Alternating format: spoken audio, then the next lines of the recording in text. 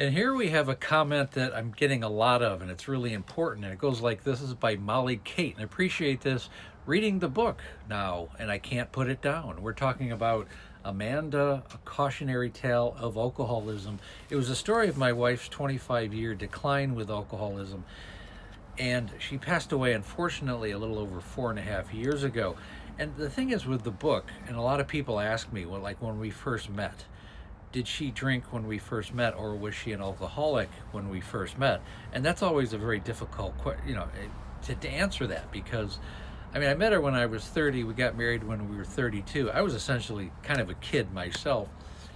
I'd never been around alcoholism. I didn't know what it was.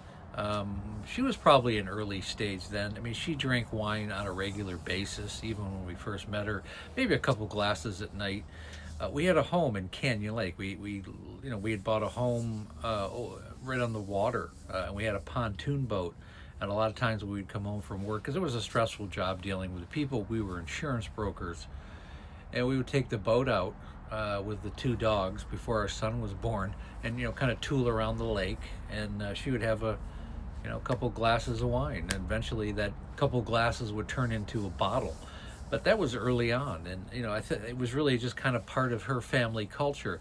And my rationalization is, because I didn't know otherwise, was that it was family culture, that her family all drank wine. They drank mostly Chardonnay. And when I met her family, they all did that. They drank wine with dinner. It was just part of their kind of custom.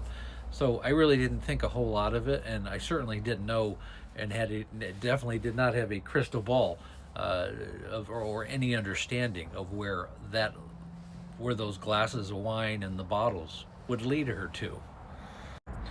And I talk about these things because the book really kind of goes over these things, the early years, and a lot of people are interested in that, because obviously I talk about the ending and all the drama and toxicity at the ending, which is the road that an alcoholic will go down.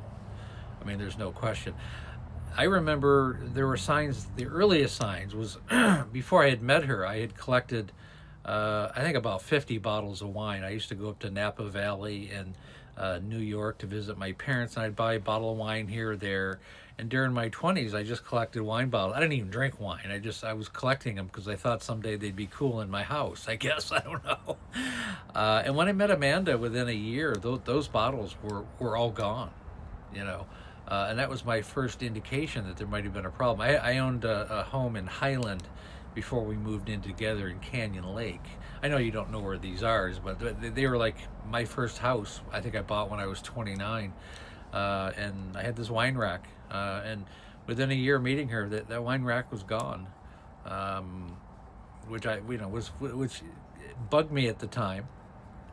But again, you don't know if you don't know. You don't know if someone has an issue if you've never been around it. And then back to the book. I mean, the book really starts with the rush to get to the hospital on her last day. And the hospital had called me up and said she had an hour to live. And I lived 2.5 hours away, and I got her best friend and a good friend of mine, and we went in. We met her family there, parts of her family there, and she was still alive when we got there. But that's how the book starts. And then the rest of the book is a flashback to where we first met. And it really, it becomes a buildup of the different stages of alcohol, subtly, little signs here or there that you see, that you live through. But you really can't review it and understand it at the time until later, until you realize how far down that road leads. And as family members, unless you grew up in that kind of environment, but as spouses, it's impossible to know. It's impossible to answer, was she an alcoholic when I first met her? Well, she was on the path, obviously. And then I get a lot of questions really about the book.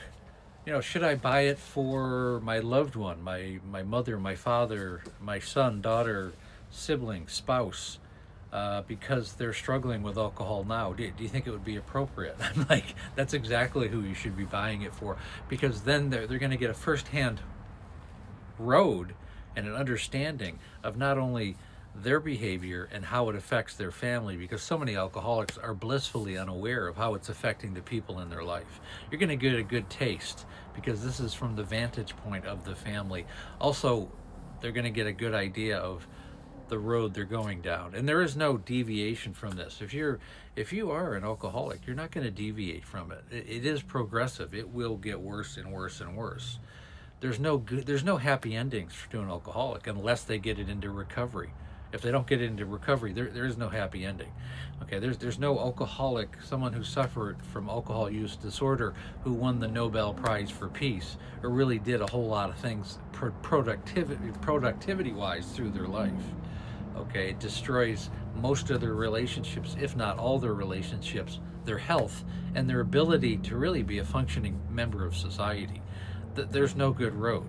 So this is why this book is so important, because if you're having a conversation with a loved one and they're just not getting it, and they're deflecting and they're gaslighting and they're not taking any culpability, well, buy them this book. This is the road they're headed down, and they will be, and it will resonate with them. It's very, very raw, and it's very real, and that's one of the reasons why I wrote it that way. It's not to disparage anyone. It's to open up wounds so that they can heal, and the realization of what the effect of the alcohol is having on the alcoholic and the family. That wound has to be opened, because you have to open a wound before you can heal it. And again, the book, Amanda, Cautionary Tale, it's on Amazon. You can purchase it on Amazon. You can also get the ebook on Amazon. It's also on Barnes & Noble for the ebook. You can also get it on my website. The link is in the bio. Go to the link tree and then go to the website, and you can just pick it right up off of mine. There's no pre-orders. It's out. It's been out for a couple days now. Again, I go live Monday through Friday, right around 6 o'clock Pacific Standard Time, 9 o'clock Eastern, and we have the Facebook group called There's an Alcoholic in the Family. And real quick, we also have, when you're ready to work with me one-on-one, set up a Zoom call. It's called a breakthrough call when you want to change your life and the life of your family. And again, thanks so much for listening.